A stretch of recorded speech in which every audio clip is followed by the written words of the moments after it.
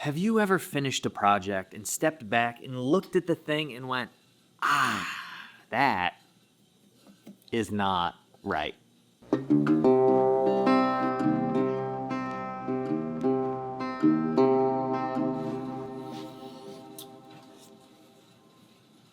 Somebody did a thing. Gotta savor the anticipation, you know? A nice film. Woo! A little letter from YouTube congratulating. Now listen, I know 100,000 isn't a million, you know? But you know what it is? It is a thing I set out to do 2 years ago, to go do a thing, if you will. And the thing is done. So look at that reflection. Now the question is, where does it live? So there has been no doubt from the very beginning where I was going to put this thing. And last year, when I made this wall, I considered a bunch of things to do right here, but I knew it works so nicely. It works so nicely. I do think having it in here where I film, where I make things, is where I want it to exist. So anyway, let's get this thing hung.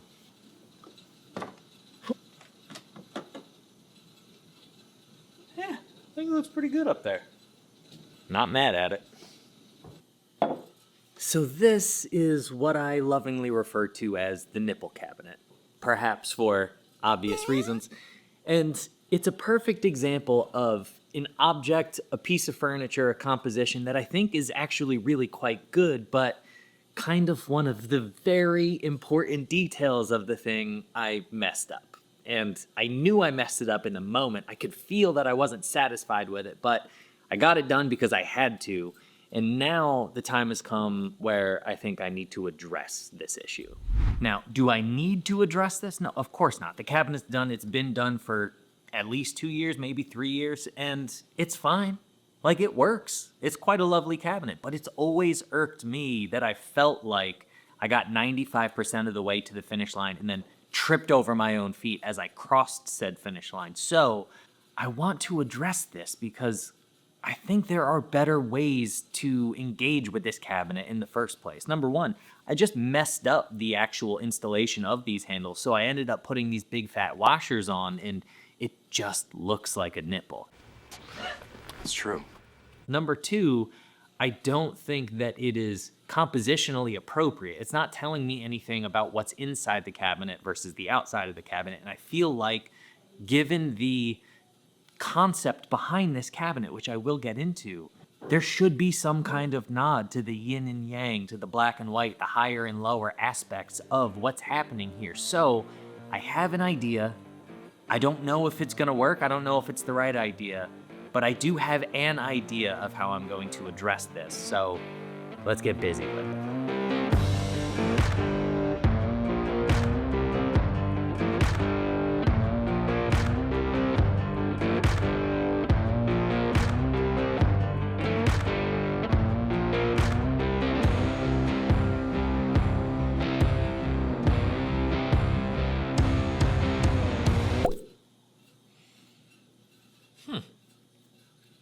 Interesting.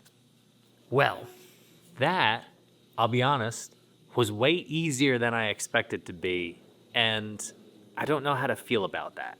So I was fully expecting to have to try to crank this out using these vice grips, and then to have to get out a torch and heat up the brass to attempt to heat up the epoxy enough to loosen it, but that was not hard. And I've glued brass in like this dozens upon dozens of times in different projects, and I've never had an issue with it. And of course, this just being a little pull isn't taking that much tension, or it's not being abused in the way like a structural piece of brass would be. But it's just very interesting that literally it took almost no effort. So it's all I'm saying. It's an interesting thing to note. Now, if you're anything like me, you probably have 7,462 little bits and pieces of scraps lying around. And listen, I get accused of being a hoarder from time to time, and I don't think that's an unfair accusation. But the reason I do it is because of positive reinforcement moments like this, literally a piece of maple that's a quarter of an inch or so thick and 3 inches long, and I just have it lying around because I don't know why. And then you know that you're not going to use it until the moment that you do.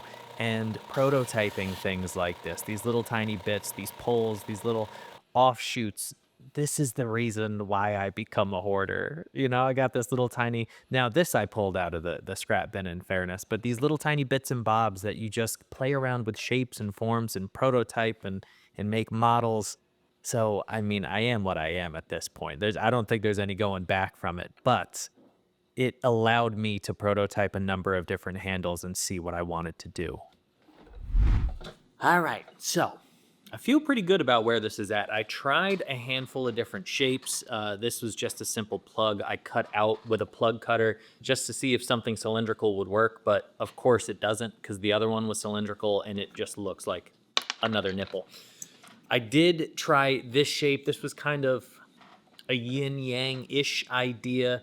The reason that this came about is because the concept of this cabinet was trying to show that juxtaposition between like light and dark, the duality of what's contained within us all. So I thought maybe yin-yang, something in that, like there's conceptually they're very similar, but visually, as I look at it on the cabinet, it's not bad. I really don't dislike it. It's a little too loud for the rest of the cabinet. I think the ripples on the door and the interior need to be the main focus of the cabinet. So this is a little too busy for it. And also with this shape, I would have to figure out how to conceal the hole that's already there, which is a heavy 1/2 inch. So that might be difficult to pull off. Also shaping this to a point where it's comfortable to pull, I'm not sure about.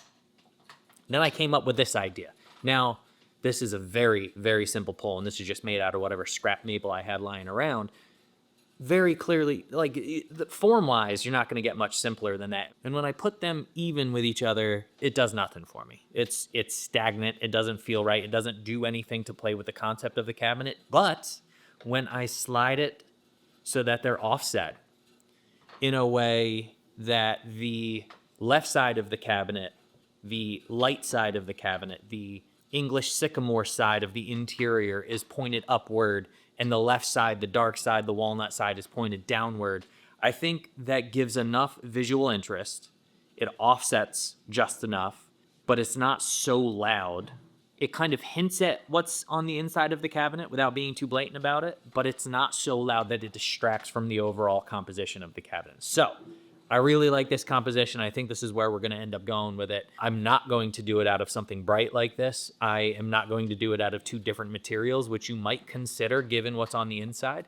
I'm just going to do it out of a singular material, but something that is appropriate for a pull like this. So let's get out my exotics bins and see what kind of small scraps I have lying around.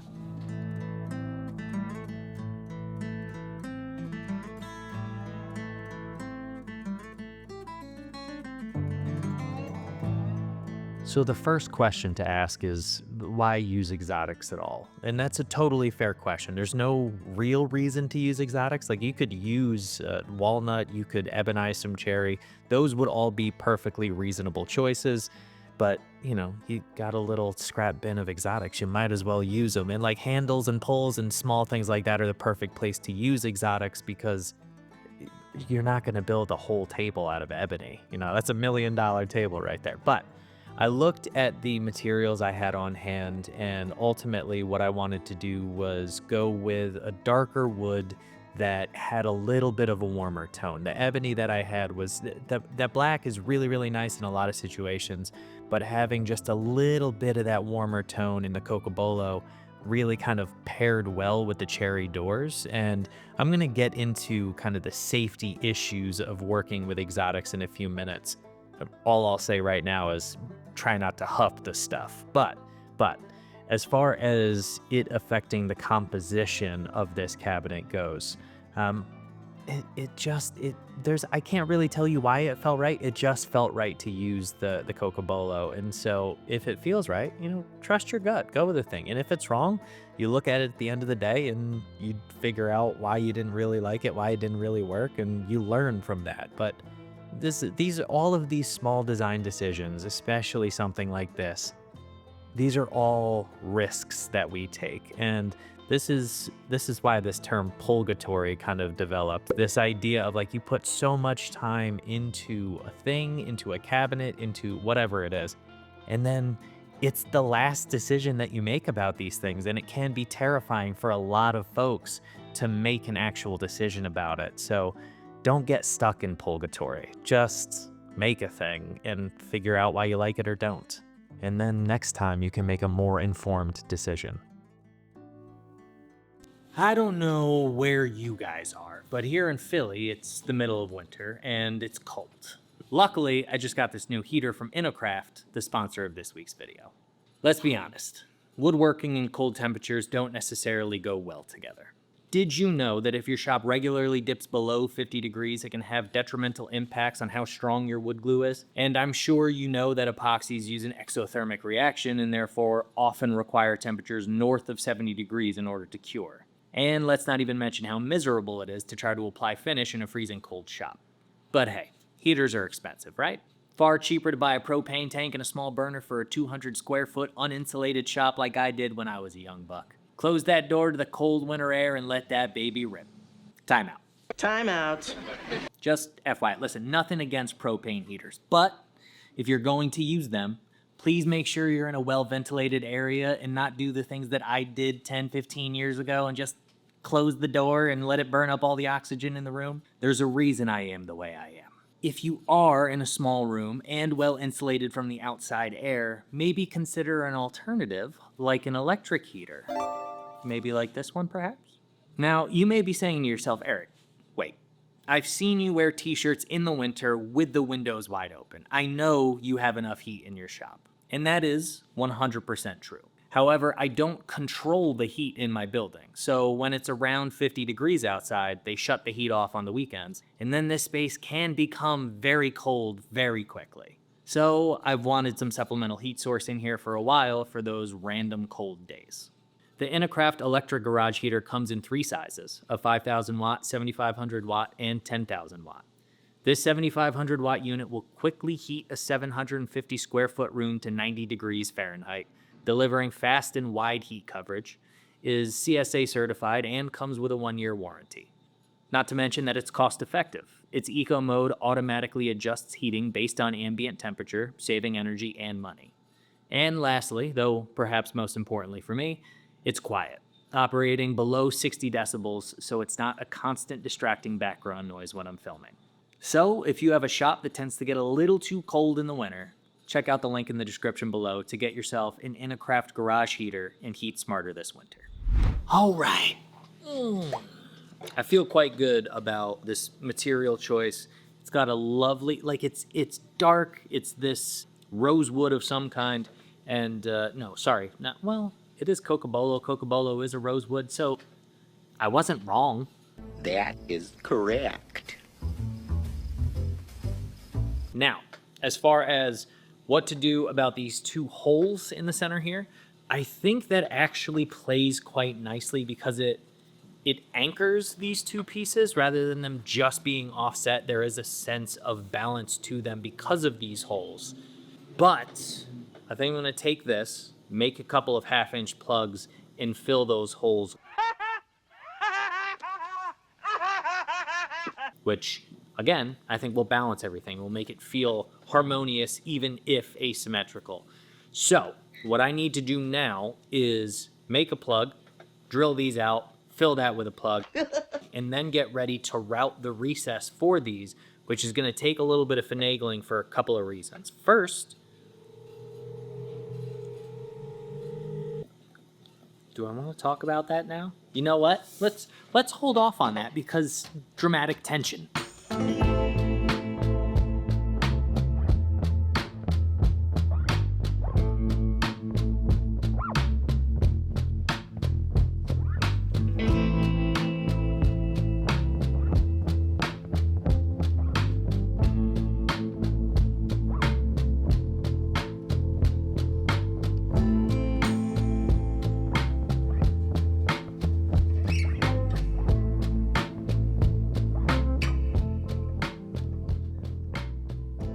All right, let's start with the obvious.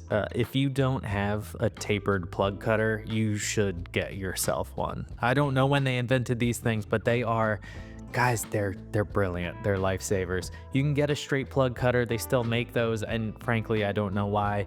These holes are slightly wider than 1/2 inch, and so having the taper on the plug itself, just it makes life infinitely better. That said, you know what makes life infinitely worse is carving exotics like rosewood. They have such a high silica content and such a high density that it's just a nightmare to carve. I had to sharpen my chisels 3 or 4 times just in the process of carving those 2 little plugs. So do yourself a favor and don't ever carve rosewoods. But if you do, just be aware to work safely, try to minimize dust, try to not handle the material if you have any kind of allergies. In fact, we just did, speaking of the podcast, we just did an episode with a wood allergist. I don't quite know what their title was, but it was a super informative episode about how people and why people develop allergies to woods. So if you're interested in that, go check that out. Now, what you're seeing me do here is build a jig so that I can route that slot for the handle itself to go in. And I'm gonna get into the how and the why I built it in just a sec. But if you're unfamiliar with how I build jigs, guys, I keep it as simple as possible. I am as lazy a jig maker as you can possibly get. This was literally scrap 1/4 inch MDF I had lying around, a couple of scraps out of the bin that I milled down to 1 inch so that it was the right thickness, and like a couple other strips in a hole. Like, that's it. It is as rudimentary as you can get. There's no reason to overthink it. So, got a jig made that I can use as a router jig to make sure that I have a slot that's perpendicular to the face of this piece, because these 2 doors are ever so slightly curved before they were carved. And so if I were to just use this face as a registration, my upright would be angled, and that's not what we want, because then they're gonna look like this and it's gonna look real dumb. So we want it to be coming out perfectly perpendicular to the side. What are we doing? Parallel to the side, perpendicular to what would be a flat face. You know what I'm trying to say. This is just a simple 1/4 inch sled that's spanned so that it can reach across the door on a nice slippery surface like this melamine. It is just over 1 inch above the highest peak, which is right here. So if you look down across this plane here, you can see it's just missing this peak. And then because this door is sloped, the gap is bigger on this side than it is on this side. This cutout right here where the router will sit is pretty close to centered on where the center of the pole, the center of the infill hole is right now. So that will at least give me a sight. It's big enough where I can sight down there. And then the distance right now is set using this secondary fence. So the reason I need that left-right adjustability in this jig is, number one, my center of my circle might be ever so slightly different from one door to the next. Now, that might not be a huge deal, but if it is off by like a 64th or as much as a 32nd, which I don't think it's that bad, but if those are ever so slightly off, then what that means is, because that circle is there, the pole is going to be offset to one side on one of the circles, and that's going to look terrible. If those circles weren't there, it wouldn't be an issue at all. I imagine the measurement is slightly different because this relief on the underlap door, who knows what that measurement is now. I'm sure when I made it, it was perfectly dimensional, and then I planed it off and sanded it, and it could be a 64th off. So I need that adjustability from there. The second reason is this is a 1/8 inch router bit, and my splines, my poles are 3/16. Yes, I did that math correct. So I need the ability to adjust it off center by a 32nd in either direction. So I'll shift it a 32nd off center for the first cut, and then I'll shift it over by a 16th and make that cut until they fit. So I do have to have that adjustability regardless. I could potentially use a shim in there, but again, because these might be ever so slightly off, it's just easier to make that with adjustability. And you saw how simple that was. So all of that being said, I'm going to find center on both circles individually now, and I'm going to route this plow out until it fits my poles. So let's do that.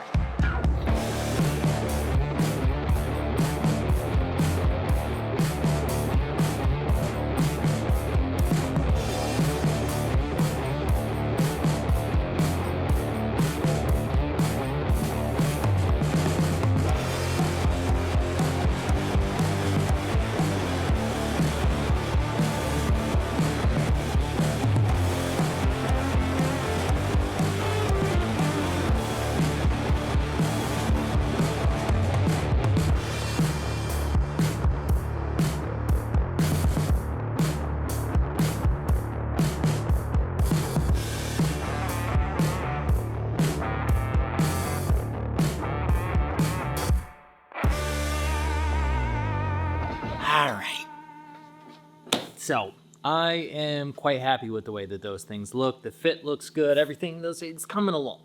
And I was very confident that this would be a one-day build. And yet here I am at the end of day one. Now, in fairness, I had some friends come by for a few hours to chat. I had a few other distractions, and now I have to leave earlier than I remembered because I have to go record the podcast. Which, by the way, if you haven't checked out Woodworking's Bullshit yet, you should go check that out. But that just means that this is going to carry on till tomorrow. I've got some shaping left to do. I've got some pre-fin. I'm going to glue them in, and then we need to touch on how we're going to redress those doors without ruining the patina.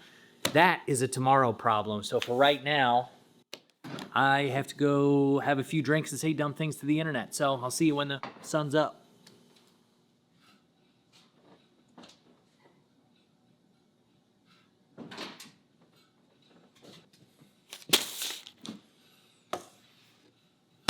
Yep. Yeah, I mean, it's Saturday morning, and I may have gotten a little carried away with the old fashions last night, so we're going to do a bacon, egg, and cheese before we get busy.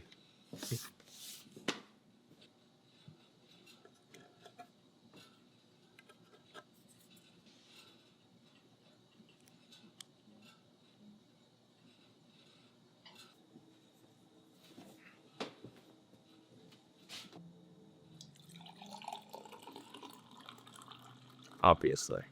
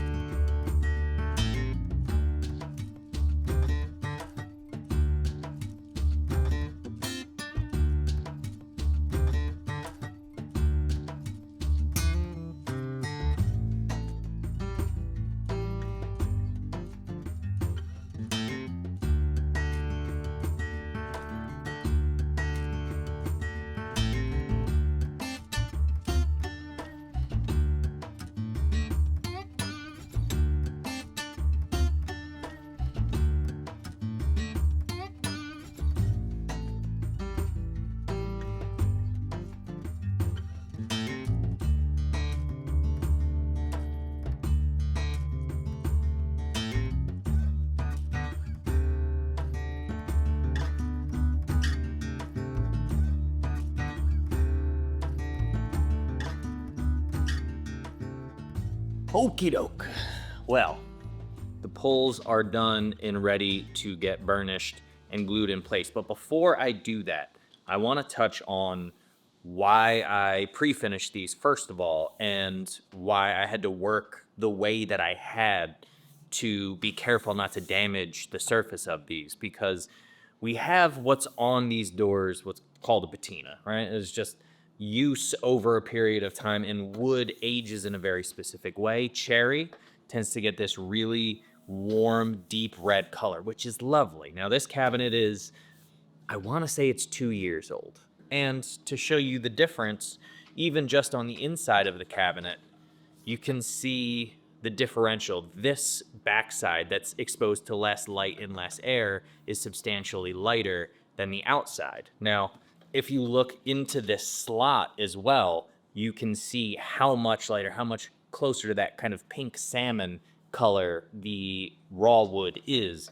And if I were to damage this surface, you would have the exposure, the juxtaposition of older patinaed cherry versus the younger, less oxidized cherry, which it's fine. Sometimes that happens when you make repairs. That's inevitable, especially when you don't color the wood. But if we can avoid it, obviously we should avoid it. So consequently, I'm not going to refinish the doors because I don't want the doors to be a different color from the cabinet. What I'm going to do is basically just brush them down, burnish them up with a bit of a Scotch-Brite and a thinned out wax so that I can get the sheen even between the doors and the handles and not remove the surface of this material to lessen any chance of changing the oxidized color of the cherry.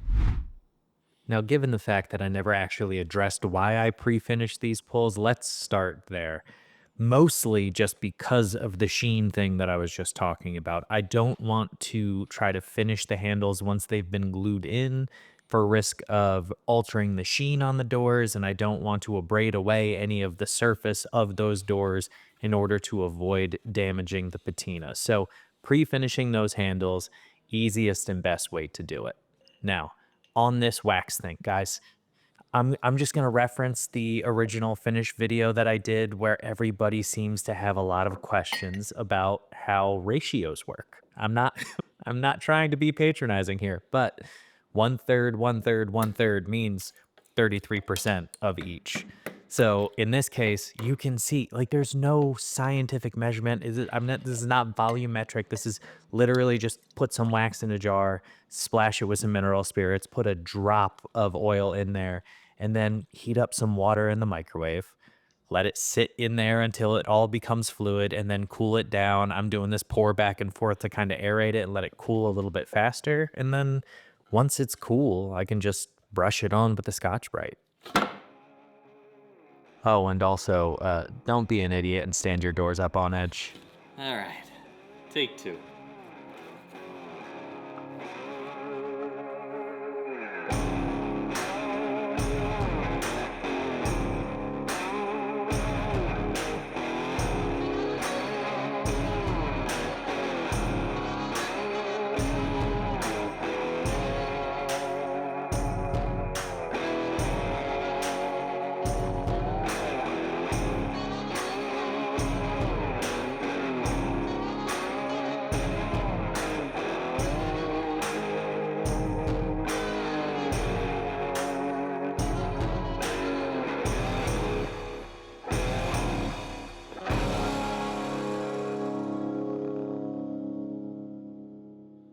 Also, apparently, just to set the record straight, spring 2022, so coming up on 3 years old.